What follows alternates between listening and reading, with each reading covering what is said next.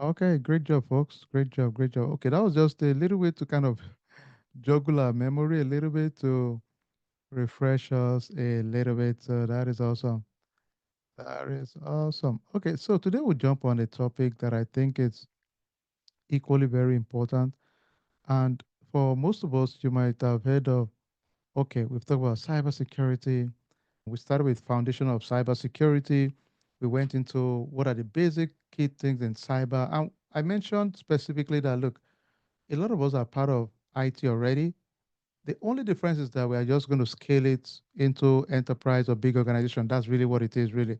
Because think about it, in your home network today, we talk about it. Okay, how do you protect yourself?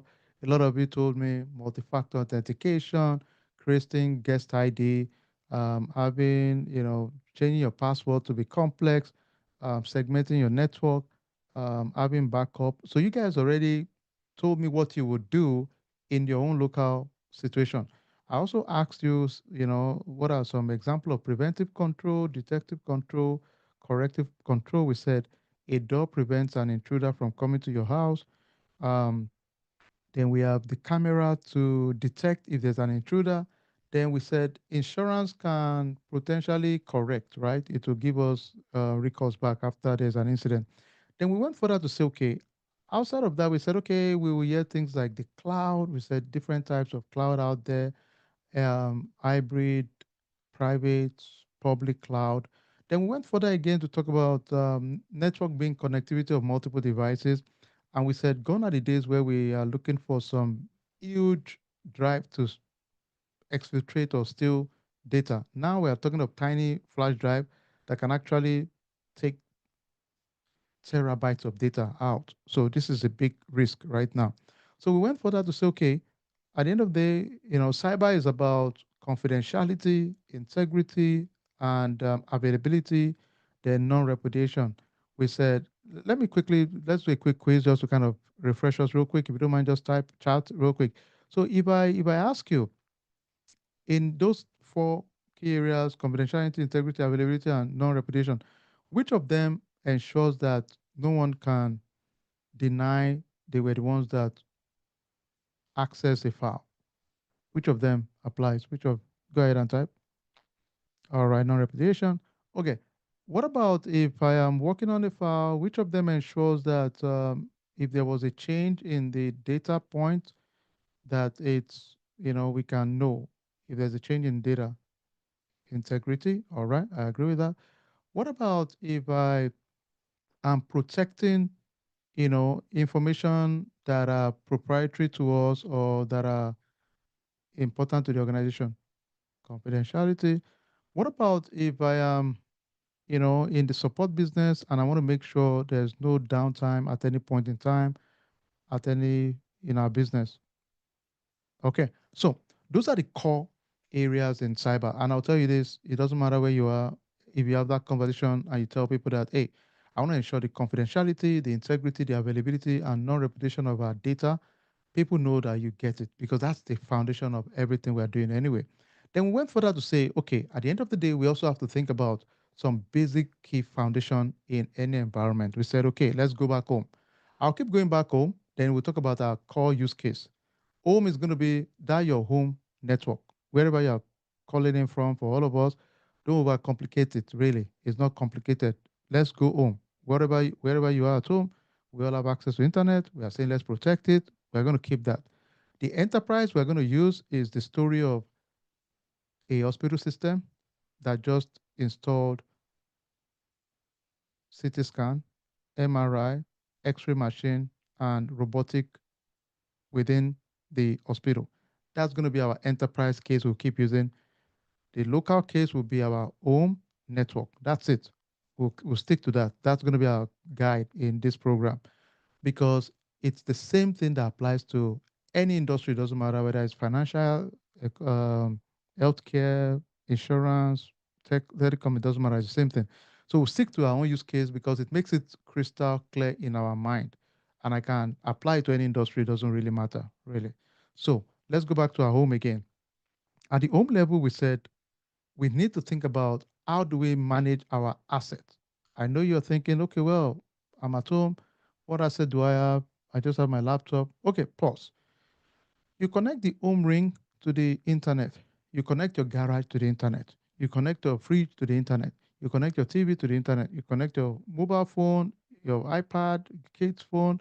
Everything is connected to the internet. So it's fair to say those are your assets. Then you have your hardware, the softwares that you are installing, and the data.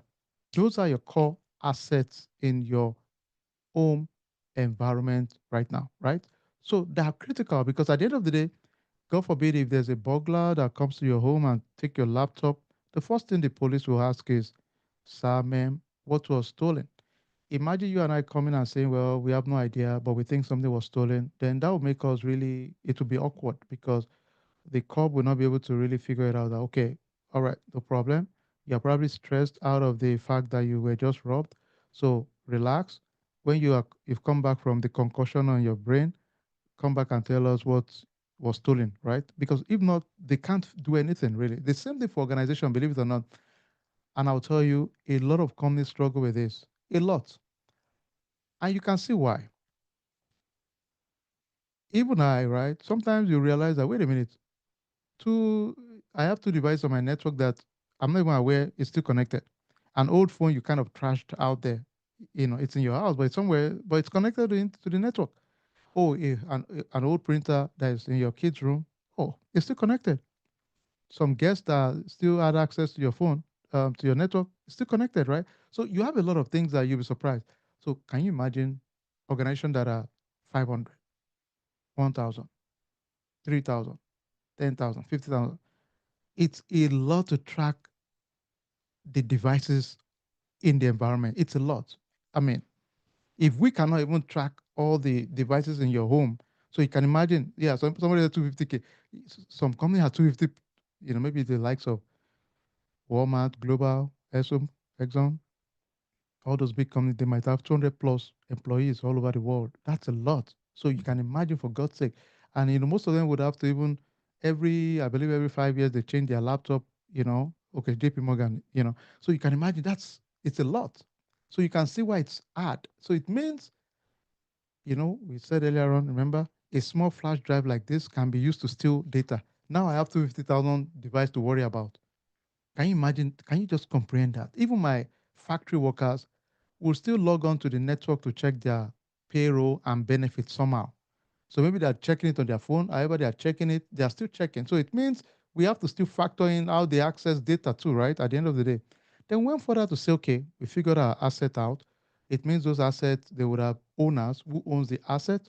It means we would have to have IP address of those assets, unique identification for those assets, right? So we've agreed on that we should track the asset. Then we said, okay, let's figure out how do we check for vulnerabilities on those assets. Most of the breaches that happens through somebody clicking malicious email attachment that has been attached to an asset, a laptop, a desktop, a phone, whatever it is, right? So it means we still need to track those assets. So it means we have to do vulnerability scan. So we talk about vulnerability management. Okay, how often do we have to scan for vulnerability within your program? We talk about CVSS and CVE. Which of them gives us a score of 1 to 10? CVSS versus CVE. Which one? Let's go. Which one is score of 1 to 10? CVSS.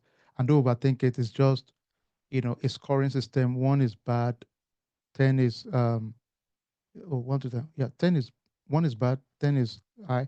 Then which one of them is like a unique identification? CV.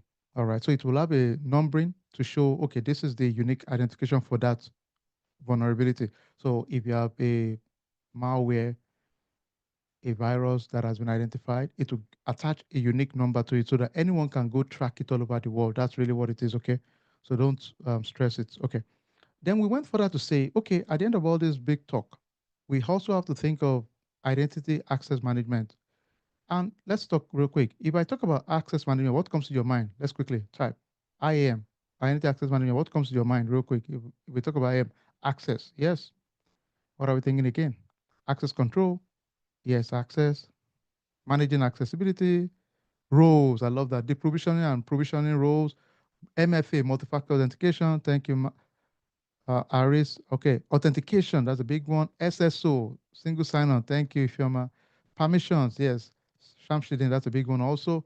MFA, Juliet. Role-based access. Thank you, Femi. That's a big one too. Authentication, yes, yes. Those are big, big ones. The password management, that's good. Benga, Oman. Yeah, password management. Those are big, big parts of the puzzle. And believe it or not, this will be your story going forward. You'll be hearing a lot of, oh, role-based access, access management. It's the same thing, really, because I don't know what other name I will call password, right? It's password. There's no, I don't know, there's no other fancy name. We can spin it and say, oh, now we're using passphrase, but it's still going to be under the bucket of password management. Okay, I like this talk, but this is a good one too. Onboarding and offboarding. That's a big one, or provisioning and deprovisioning. Yeah, sometimes we call it interchange it. Onboarding, offboarding, provisioning, deprovisioning. So at the end of the day, how do you onboard people to gain access to your system? Then how do you remove them from the system also? Okay. All right. Good job, man. I love it. You guys are you're paying attention. Love it. Love it. Okay. All right. Then the final one we talked about was we also went further to say at the end of the day you have to also think of, oh, sorry if I said that. I like what Ari said. He said, and login. This is very important to really think about it, everybody. Or we can say access review or log review. So sometimes as part of IAM, you want to also monitor access, meaning you will hear access review. It means as a manager or an admin or whatever role is this determined to oversee access, there will be a time we expect you to review access. And reviewing does not mean you're going to stay there forever. All you're doing is, let me see all the people that have super user access. Are the names familiar to me? I already know who they are. Maybe like 5 people in my organization. So I look at them. Oh, okay, are these same 5 people? We're good. Is there anything that looks awkward? And I'll sign up on it and say, we are good. That's really what it is, okay? So it's not some crazy complex thing. So, but that's a good point. Access review or login. Okay. All right. Good job. Good job. Okay. The other thing we sneaked in also was we also talked about um, threat intelligence. And there are two key words I made sure we talked about. I said ingress and ingress will be things you'll be hearing. And when we talk about threat intelligence, thank you, Anna, you'll be thinking of in your mind that, okay, how do we capture data coming in and data coming out and use that to map intelligence and understand threats. And ladies and gentlemen, the thing is this, there are so many tools used for this. So don't stress it. Too much tools. I think some of you remember a few days ago, I was in RSA conference, the biggest in cyber in the world in San Francisco. And I'll tell you, it's the same at the point, you get to a point, if you have, let's say you have almost easily, I'm guesstimating, easily 300 to 500 vendors all around, right? There's going to be a point when you're looking at different tools, going to one stand to the other. Your eyes just get blurry because all of their reports now start looking the same in your eyes. That looks like I've seen this before, but it's because they look similar in terms of everybody is similar, really, because I'm sure they're using the same backend Tableau or backend OCG, any of these tools out there. I don't know, but you could tell that they all have something that is showing you reports on how they are tracking what's going on in your environment, the logs, what is coming in. So sometimes they track the firewall pattern, sometimes they track your window log, your Unix log, all of the logs coming to your environment, they track it. Now, I know what you're thinking. If you are new to tech, you might hear, what the heck is log? When we work, as you're speaking to me right now, Zoom is generating log of what's going on of this event right now. So Zoom can actually analyze the pattern and tell us in this event today, this is the way somebody is, the pitch. Okay, you know what? Let me show you guys something. Again, my guys, ladies, look, I'm not just a cyber guy, right? Anything I see relevant, I'll show you guys. So let me show you guys something real quick. Okay, maybe you guys have seen it before, maybe you've not, but let me show you something real quick. Um, we are big in AI in our community, in case you don't know. But I'll show you one too, so you can understand the mindset a little bit. Okay, let me quickly show you guys one too, real quick. 1 second.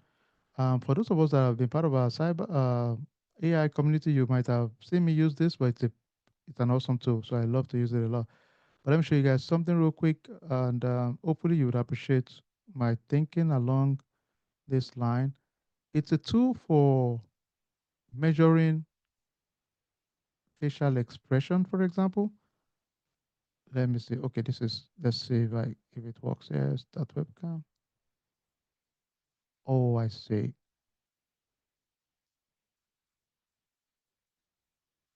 Okay. You know what? Okay. I'll stop my video, then I'll share. You guys will see this tool real quick. All right, let me just show you guys something.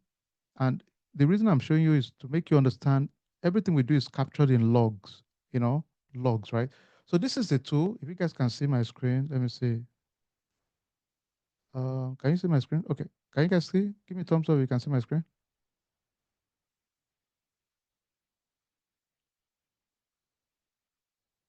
Okay. All right. Okay, let's go. So this is a tool called Yumi. It's one of our AI tools out there that we use. I have an API to their tool. So for example, as you can see me here, it's reading my facial expression.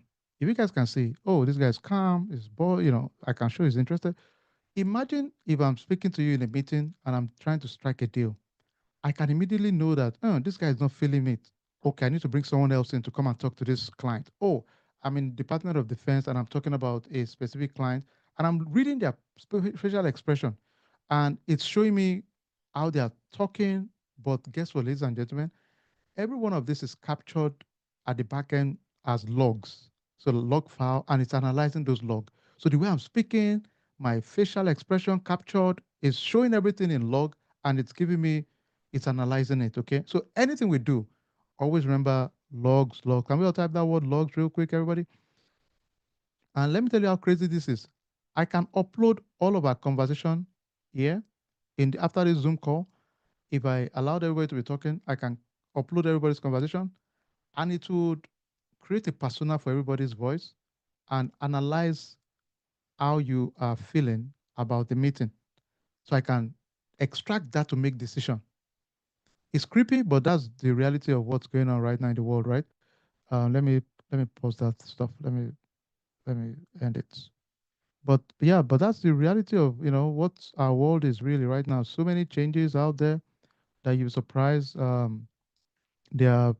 Let me log out 1 second. But okay, the reason I bring that out is to make you understand at the end of the day, there are so many tools out there that is capturing information and the system is automatically analyzing it. Okay. So you're not manually doing anything.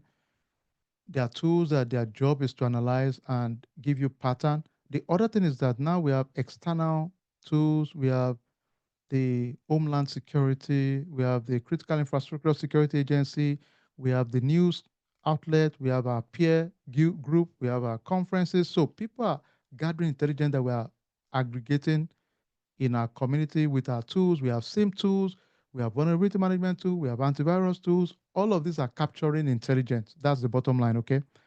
For intelligence, okay.